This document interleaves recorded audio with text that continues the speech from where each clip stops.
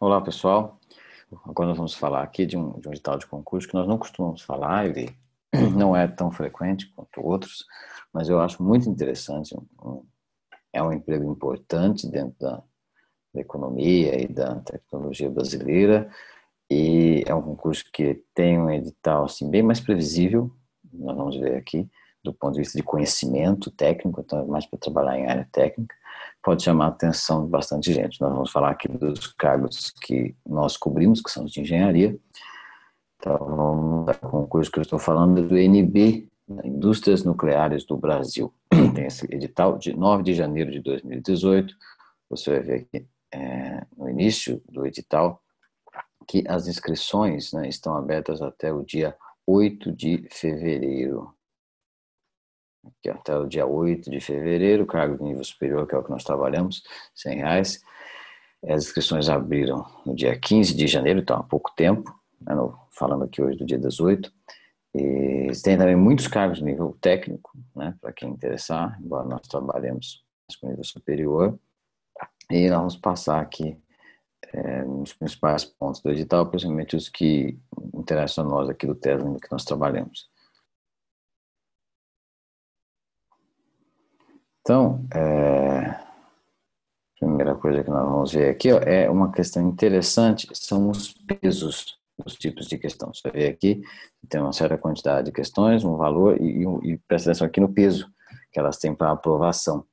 Então, a parte de conhecimentos específicos pesa 40% da prova, a parte de língua portuguesa, 25% da prova, de língua inglesa, 20%. E de conhecimento de normas, 20% da prova. Então, eu noto muita gente desprezando um pouco na hora que está estudando, desprezando português e inglês.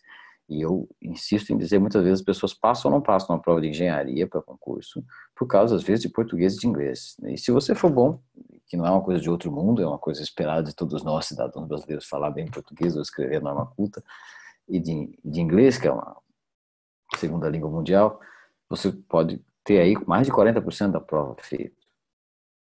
E o conhecimento de normas, eu sei que é complicado e todos nós devemos estudar, mas você vai notar que ele é 20% só da prova. Então, é muito importante chamar a atenção para esse fato, né? Talvez para servir de motivação. Existe nesse concurso também uma parte de exame de aptidão física, né? Então, você tem aí o exame de barra fixa, de impulsão horizontal e corrida de 12 minutos, né?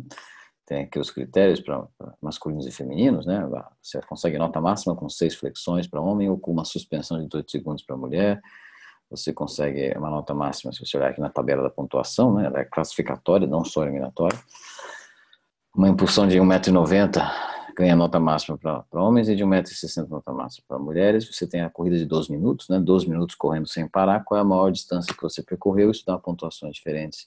2.000 metros para mulheres e 2.600 para homens.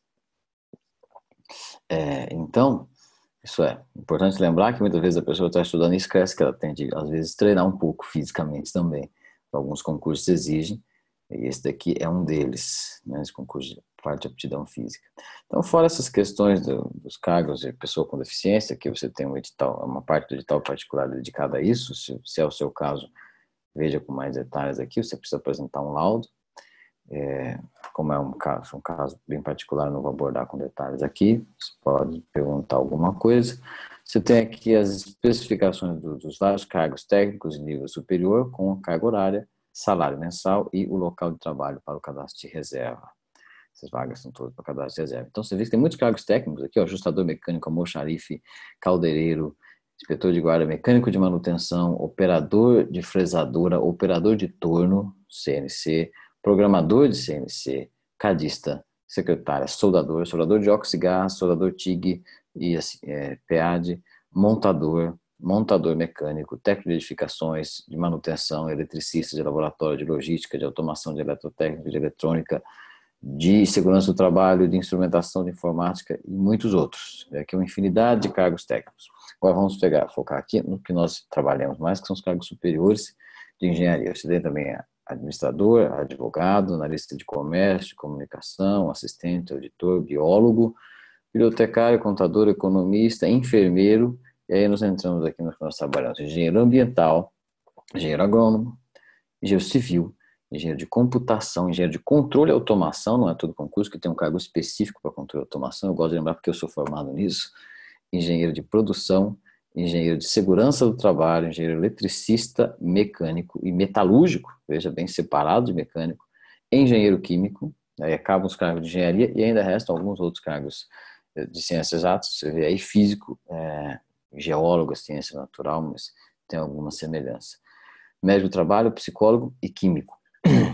Então, você tem aqui a divisão do quadro do número de questões de prova para o nível superior, língua portuguesa, as questões da prova, 16, conhecimento de normas, 10 questões, língua inglesa, 10 questões, conhecimentos específicos, 20 questões. Essa é a divisão completa da prova. E aí você tem aqui o conhecimento básico de português, esse é um edital muito bem feitinho, eu achei, porque inclusive ele tem bibliografia, então, certo ponto ajuda ou não, mas isso pode tirar alguma dúvida sobre alguma linha de estudo para pensar. Se você tem o primeiro, segundo livro da bibliografia, ele dá uma ideia, não, peraí, o que ele quer dizer bem com essa palavra? Você pode ir por aí.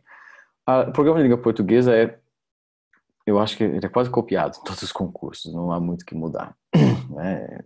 Alguma coisa de norma culta, de gramática, de colocação pronominal e compreensão de textos e gêneros de texto, que é inclusive o que costuma pesar mais. Temos aqui o conteúdo dos cargos técnicos, eu vou passar por eles.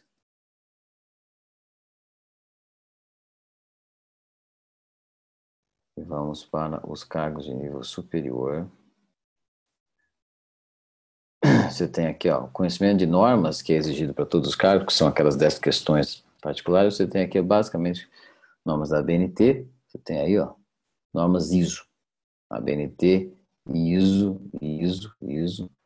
9001, ISO 14001, que são as mais comuns e que provavelmente, talvez, se você está estudando para concurso, você já viu alguma vez.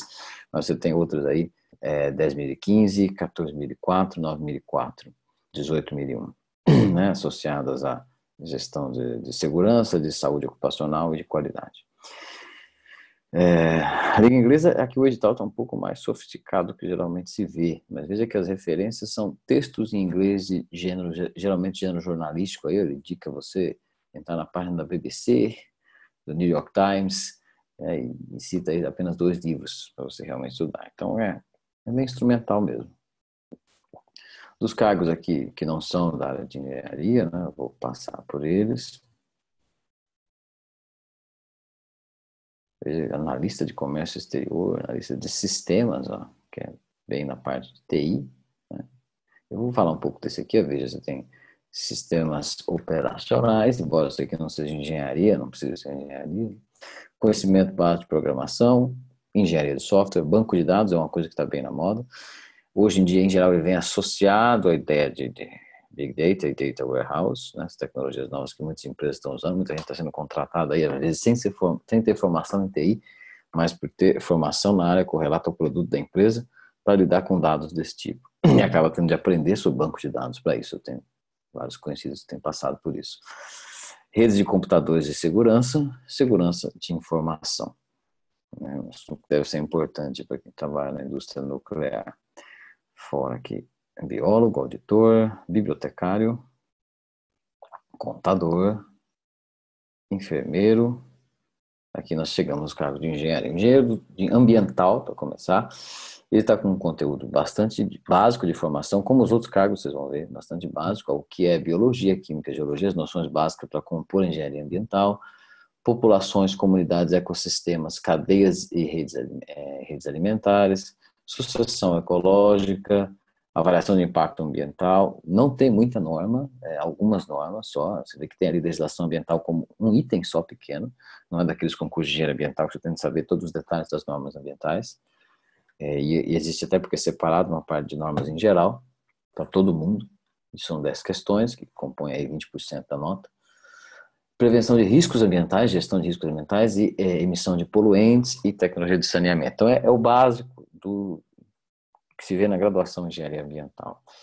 O engenheiro agrônomo, né, eles já fizeram um edital um pouquinho mais detalhado aqui, mas tem esse mesmo viés. Veja lá, ó, agricultura em geral, manejo fitossanitário, agricultura orgânica e familiar, um assunto aí que no Brasil a gente nunca cansa de enfatizar que é importante e até hoje não conseguiu fazer isso funcionar bem. como em outros países. O que é interessante para a agricultura, sistemas alternativos de produção agrícola, produtos agrícolas alternativos. A ideia de solos, né, o controle de erosão, o controle de solos, a geotecnia, irrigação, drenagem de recursos hídricos e mecanização agrícola. Também, né? Uma ideia de... Você vê que tem uma bibliografia aqui razoável, mas a intenção é de que está acessando basicamente a formação básica do engenheiro agrônomo. O engenheiro civil, veja lá, o desenho técnico, parece ser importante, materiais de construção, tecnologias de construção, planejamento e fiscalização de obras, patologia de construção. Não é todo concurso que cai, esse de patologia de construção já é uma coisa mais específica, tem concursos que não cobram isso, certo? Concursos que não abordam isso. Topografia, mecânica estrutural, em geral, existem alguns concursos de engenheiro civil que são muito mais pesados nas normas, esse daqui quer que você lembre alguma coisa da sua formação básica. E aí tem algumas noções de segurança, obras e higiene do trabalho.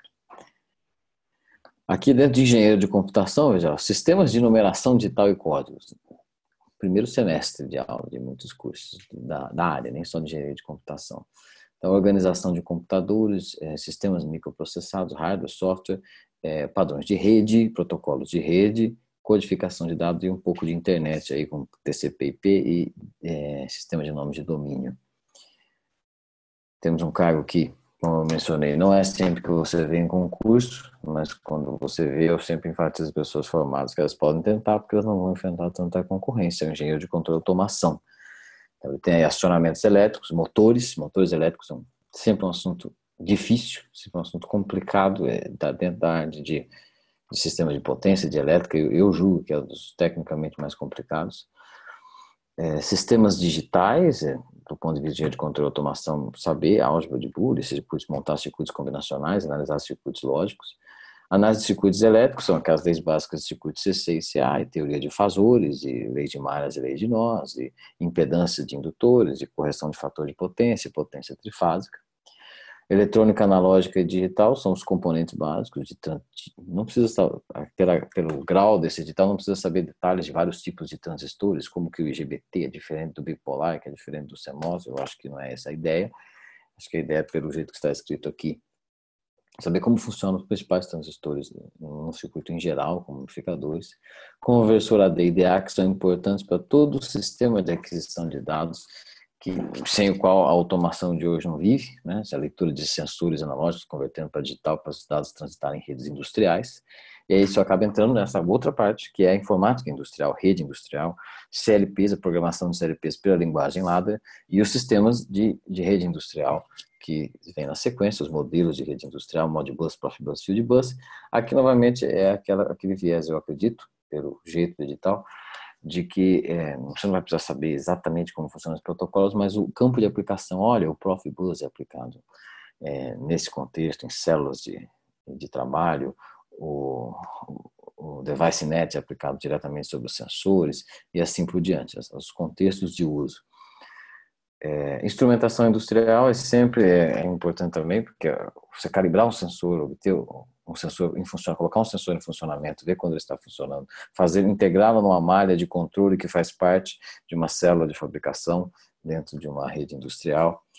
E controle de processos industriais, embora o nome, quando eles usam a palavra controle só em geral, geralmente eles estão lidando, assim, é paradoxal, geralmente só a palavra de controle de sistemas dinâmicos, eles estão usando a palavra mais geral, mas eles estão querendo dizer que vão cobrar uma matemática mais específica. Quando se usa controle de processos industriais, o nome é mais específico, quer dizer que a matemática vai ser mais básica. Então, é preciso saber o básico, transformadas de Laplace e transformadas Z. As principais propriedades.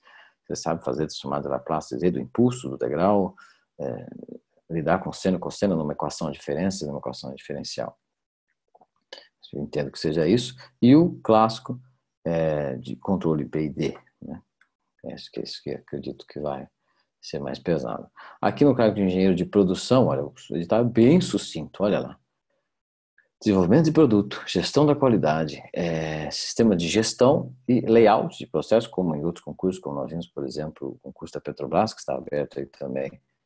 Esse tipo de coisa também cai, projeto de layout, just in time, formas de organização de projetos, você tem aí o sistema Kanban. Alguns concursos já misturam com Gestão de projeto que vem de engenharia de software, aqui eles parecem que estão mais dentro do clássico.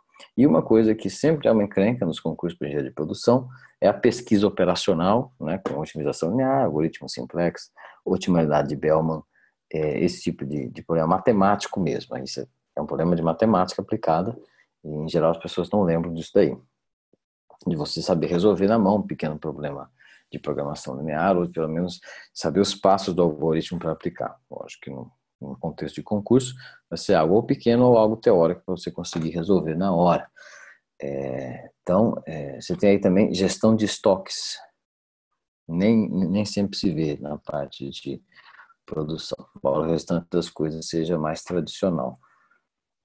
Você tem agora engenheiro de segurança do trabalho, um cargo que tem caído para todo lado, um cargo que tem aparecido em quase todos os concursos, né, que é devido à necessidade legislativa dele, mas ele vai pegar pesado todas as NRs, já normas regulamentadoras de 1 a 36. Espetacular, você conhecer o concurso de 36 normas técnicas, 36 normas regulamentadoras, né? E é um curso muito mais pesado na memorização também, né? Porque muita coisa, a distância correta de se colocar para raios é tanto, não é para mais nem para menos. Esse tipo de coisa é um pouco cruel nesse sentido. Mas você tem aí também gestão de riscos químicos, físicos, biológicos, classificação de riscos, classificação de doenças ocupacionais. Você tem também gestão de sistemas de prevenção e combate a incêndio. Isso aí cai muito, às vezes mesmo em cargos que não são de engenheiro de segurança, às vezes em outros cargos você também tem esse de sistema de prevenção e combate a incêndios. É comum acontecer também nos cargos de engenharia ambiental, embora não tenha aparecido neste aqui. Então, você tem a detecção e proteção contra incêndio, brigadas de incêndio, e você tem equipamentos de trabalho, doenças profissionais, medidas de controle,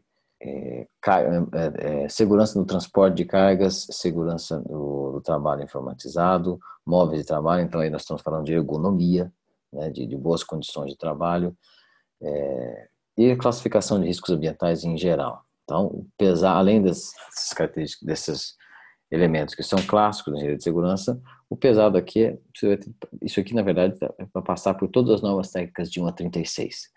E essas normas na verdade estão abordando tudo isso que está aqui embaixo, né? Então, muito mais no sentido de você ter um resumo.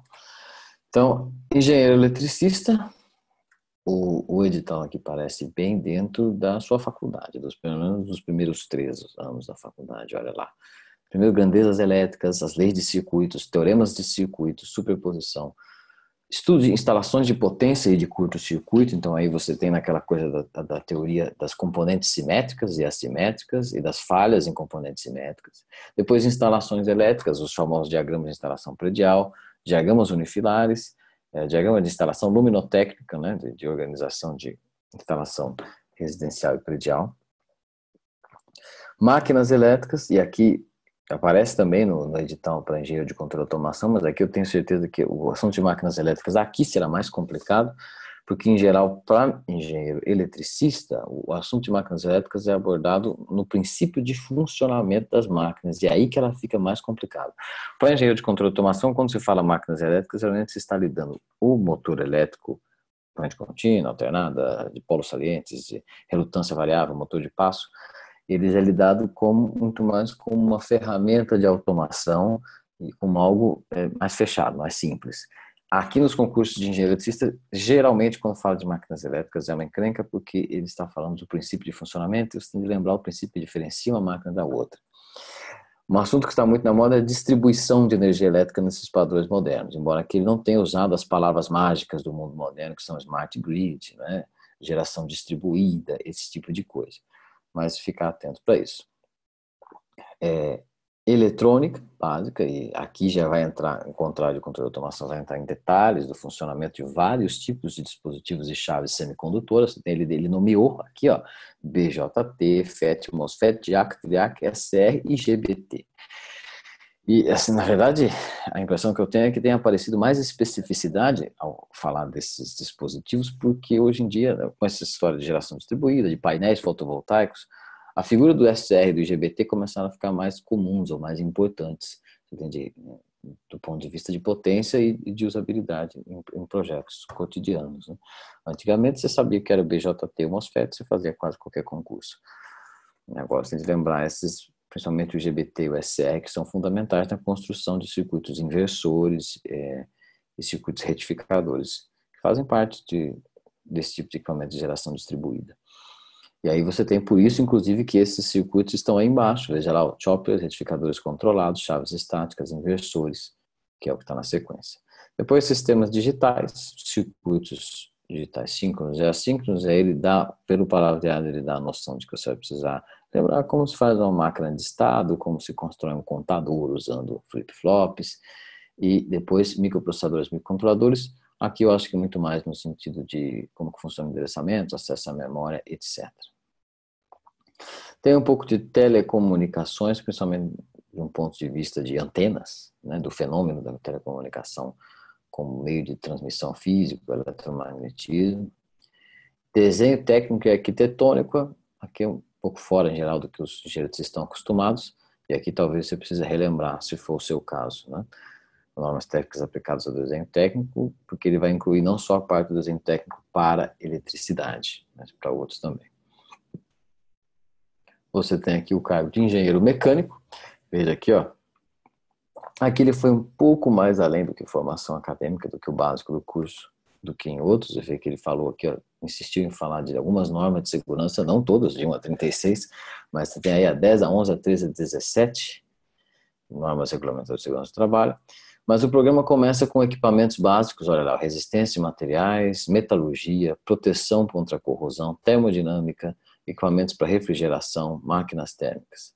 Depois, supervisão de obra, planejamento e controle, máquinas de elevação e transporte, né, elevadores de carga, etc., distúrbios mecânicos, máquinas, mecânica automotiva e desenho técnico. Então aqui ele saiu um pouco da cara dos outros cargos. Os outros cargos eram muito mais focado na formação básica. E aqui ele foi muito mais tecnológico. O edital aqui para engenheiro mecânico está muito mais tecnológico, a não ser naquele primeiro parágrafo, porque só aquele primeiro parágrafo está dentro de formação básica. Então aí, se você não tem experiência com maquinário mecânico, se você nunca estudou nem usou nisso, é algo que vai criar alguma dificuldade maior. Mesmo para quem tem experiência, em geral você tem experiência em um tipo de maquinário, não em vários, como que é o que está cobrado aqui. Então, eu penso que para engenheiro mecânico aqui o edital está um pouco mais difícil na média. Engenheiro metalúrgico, veja, separado do engenheiro mecânico, são específicos com questões que são associadas à metalurgia. Você começa com engenharia básica, né, termodinâmica e metalúrgica, transferência de calor e massa, e depois você entra em processo de tratamento, de corrosão, de lidar com a corrosão, de evitar a corrosão, e a metalurgia física, que são todas as questões de mecânica, não só de mecânica dos sólidos, mas também não só de mecânica dos sólidos, mas também de difusão, vamos ver aqui, de como que funciona o diagrama ferro-carbono, etc. Por último aqui, ó, por último não, né, mas você tem aqui engenheiro químico. Você tem propriedades da estrutura da matéria, átomos, tabela periódica, modelos de ligações químicas, termodinâmica química, cinética química, toda a parte de química básica. E alguns elementos novos aqui, que é química nuclear, característica do concurso da UNB, desse INB, Indústria Nuclear Brasileira, mas que às vezes você talvez não tenha visto no seu curso superior. Então você tem a química de processos bioquímicos, ciências materiais, etc. Os cargos seguintes, aqui você tem outros que já fogem do nosso aqui, não é mais engenharia, veja, médico, psicólogo. Você tem também o cargo de químico, que já não é mais engenharia, e ele é muito parecido, você vai ver, é quase igual ao cargo de engenheiro químico, né? Mais uma questão de diploma mesmo. Então é um edital que quase todos, ele foi muito mais no sentido de formação básica, talvez exceto o de engenheiro mecânico. É um emprego bastante respeitável, não é um concurso muito frequente, certo? Um pouco mais raro de se ver. Talvez faça parte dessa nova leva de concursos que estão aparecendo aí. Então, ficar atento com ele. Veja aqui as inscrições até o dia 8 de fevereiro. Muito obrigado pela atenção. Se vocês quiserem saber mais alguma coisa, entre em contato conosco.